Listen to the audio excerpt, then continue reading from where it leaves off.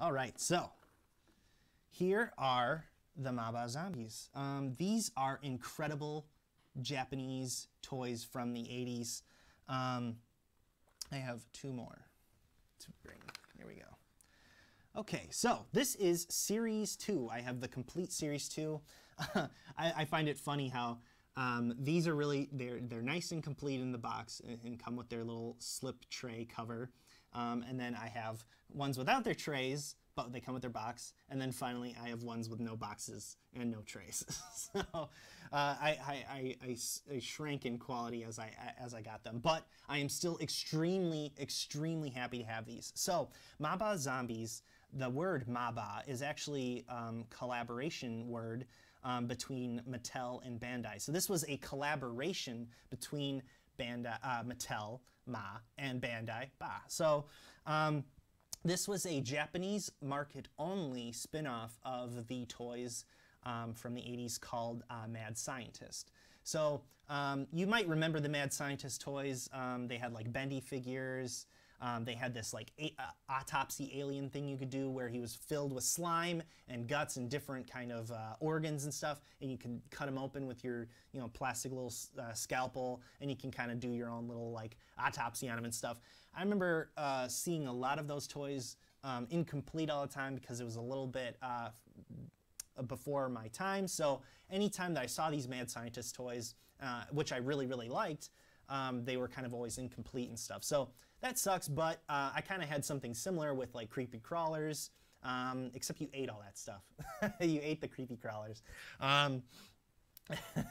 So those were cool. Creepy crawlers, you make the molds of the bugs and you kind of fill them up and stuff. They even had creepy crawler action figures and stuff like that. But getting back to the MABA Zombies, in the 80s, these were retailing around like $4 to $5 in Japan, which is absolutely batshit now, knowing how much they're worth now. So ones like these are probably closer to like the $60 to $80 range, depending on how good the quality of the toy is and how complete they are. These were on the cheaper side because they didn't have their little accessories. They didn't have their box. They didn't have the plastic or anything like that. So these were cheaper. Actually bought these off of a friend, Michael Scadam from Draculaser. Definitely check him out on Instagram. And then these, the ones that are more complete, they will definitely run kind of around the $100 range. So I was lucky enough to either trade or get these on the cheap.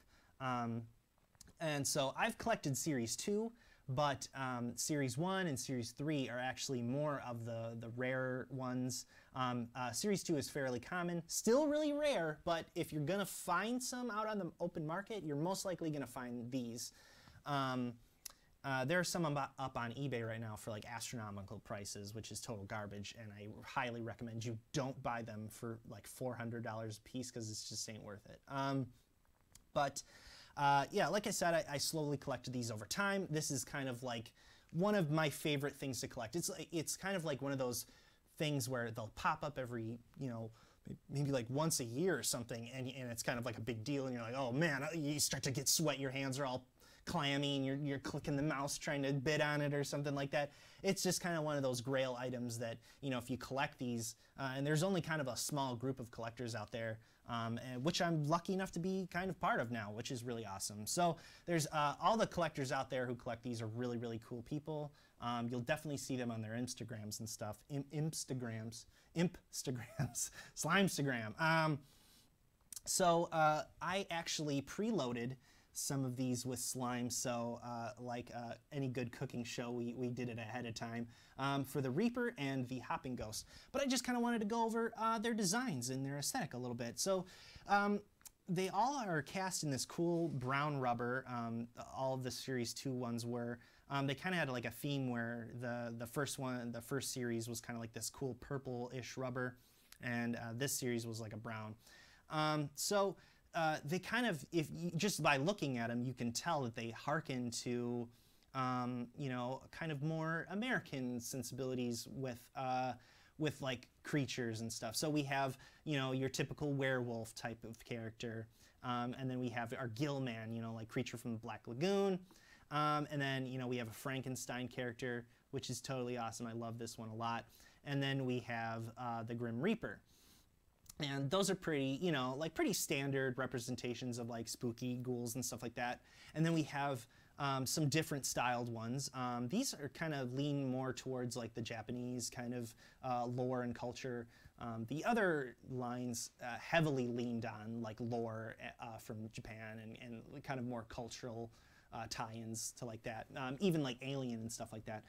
So this is a Cyclops. This is probably like my favorite one. I love them all a lot, but I just something about the Cyclops, just the way he looks, and he's just really awesome. I really like these. The cool thing about these were you didn't have to buy slime to come along with these, like no tub or anything like that.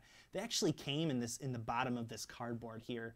I am unclear as to how it worked. I think it might have been like a powder or something like that, or maybe it was just like a little baggie with the slime inside of it, and then just over time they get like all dried out or something like that. I'm not really 100% sure on how it worked, but yeah, the slime did come in the bottom of the box here, so that's really cool. And then we have a hopping ghost here, and so he's kind of like with their arms out. It was kind of the lore where they could only hop because of rigor mortis. So yeah, totally weird and creepy. So I'm going to pull these back a little, and then we're going to do our demo before I talk about the play set. So I filled up the Hopping Ghost, and I filled up the Grim Reaper. So we're going to do the Hopping Ghost first, and then we'll do Grim Reaper second.